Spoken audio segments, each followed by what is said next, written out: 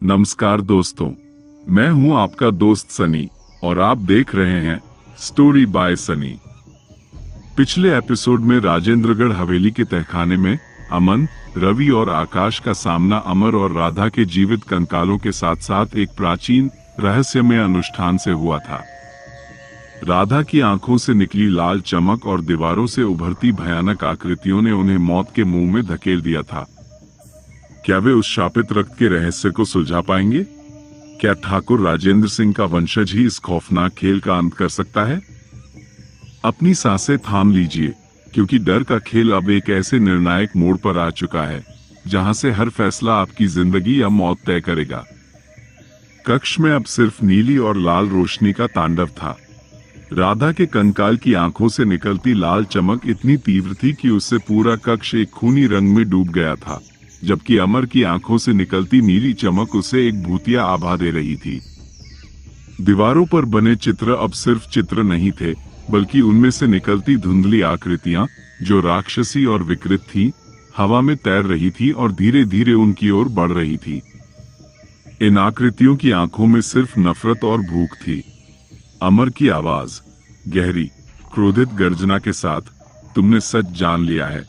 अब तुम्हें मरने से कोई नहीं रोक सकता। यह अनुष्ठान तुम्हें भी निगल जाएगा। राधा की आवाज, तेज और तीखी चीख में, हमें मुक्ति नहीं, हमें बलिदान चाहिए। तुम्हारा खून इस शाप को और मजबूत करेगा। अमन, रवि और आकाश दर्द और भय से कांपते हुए जमीन पर पीछे हटते जा रहे थे। अमन का पैर बेतहाशा दर्द कर रहा था और उसे महसूस हुआ कि कुछ गर्म तरल उसके जूते में भर रहा है, खून। उसे लगा जैसे उसके शरीर से सारी ऊर्जा निकल रही हो। रवि, डर से चीखते हुए, हम क्या करें अमन? ये आकृतियां, ये हमें मार डालेंगी। आकाश, अपनी आंखें बंद करके, मुझे नहीं पता, कोई रास्ता नहीं है। अमन की नजर फिर से राधा के कंकाल पर पड़ी, जिसकी आंखों से अब लाल रंग की धाराएं बह रही थी, जैसे वो खून रो रही थी। उसे अचानक ठाकुर साहब की वो बात याद आई, इस हवेली की हर ईंट पर हमारा दर्द लिखा है और दीवारों पर बने वो चित्र जिनमें अनुष्ठान दिखाया गया था। शांत रहो। अमन ने खुद को और अपने दोस्तों को धीमा करने की कोशिश की। हमें सोचना होगा, अगर यह एक अनुष्ठान है तो इसे तोड़ा जा सकता है। उसने अपनी पूरी हिम्मत बटोरी और दीवारों पर बनी आकृतियों को ध्यान से देखने की कोशिश की। भले ही वे अब हिल रही थी और उनसे भयानक ऊर्जा निकल रही थी। उसे लगा कि इन चित्रों में ही कोई सुराग छिपा है। चित्रों में एक विशिष्ट प्रतीक बार बार दोहराया गया था, एक सर्पिल जिसके केंद्र में एक आंख बनी थी। ये प्रतीक हर उस आकृति के पास था जो अनुष्ठान में भाग ले रही थी। अमन, रवि और आकाश से फुसफुसाते हुए, देखो इस सर्पिल को, ये हर जगह है। तभी अमर का कंकाल तेजी से अमन की ओर बढ़ा, उसकी सूखी हुई उंगलियां उसके गले तक पहुंच गईं। तुमने बहुत जान लिया है, अब तुम्हारी सांसें खत्म होंगी। अमन, सांस रुकने से पहले, ठाकुर राजेंद्र सिंह का खून। अमर का कंकाल एक पल के लिए रुक गया, जैसे अमन के शब्द ने उसे चौंका दिया हो। उसकी लाल आंखें अमन पर गड़ी थी। राधा का कंकाल भी स्थिर हो गया और उससे निकलती लाल चमक थोड़ी कम हुई।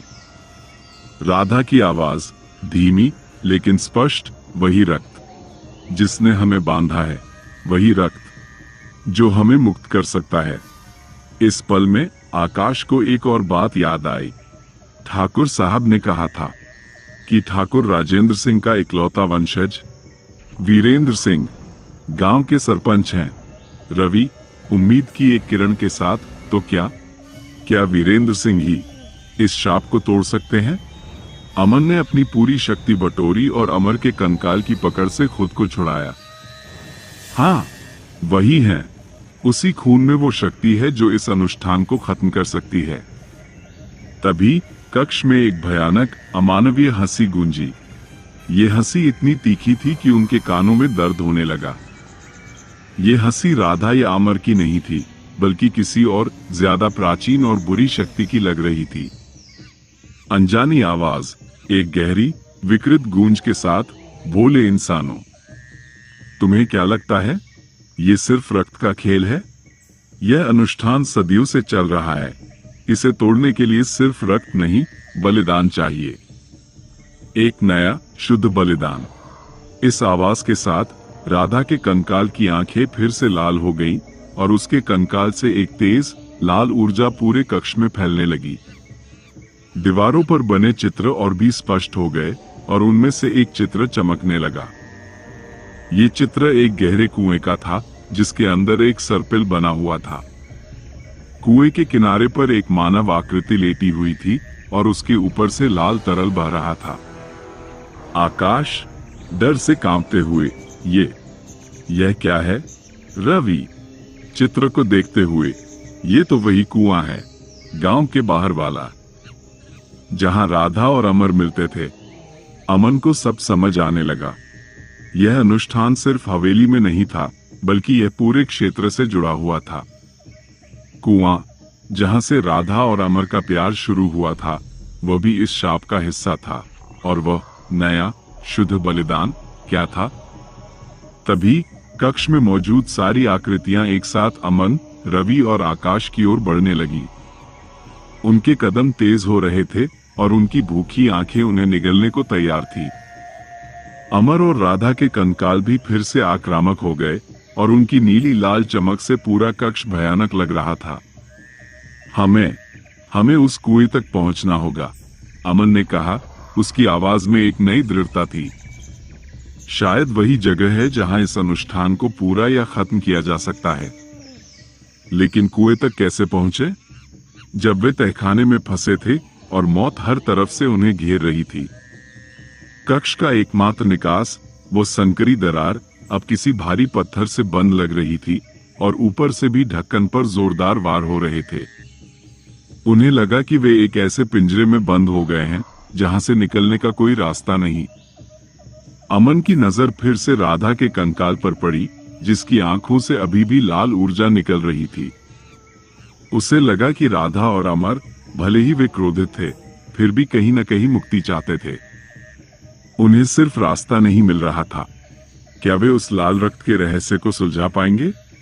क्या वे उस बलिदान से बच पाएंगे? और क्या वे कभी उस कुएं तक पहुंच पाएंगे जहां इस भयानक कहानी का अगला अध्याय लिखा जाना था?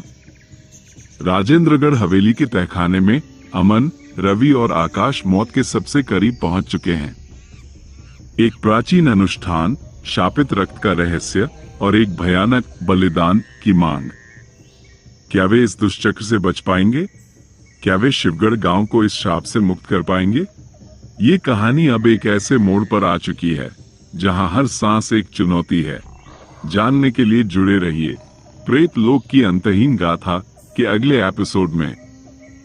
स्टोरी बाय सनी को लाइक, शेयर और सब्सक्राइब करना न भूलें और बेल आइकन दबाकर हमारे साथ इस खौफनाक सफर में बने रहें। मिलते हैं अगले एपिसोड में एक ऐसे रहस्य के साथ जिसका अंत शायद कोई नहीं जानता या जानना भी नहीं चाहता।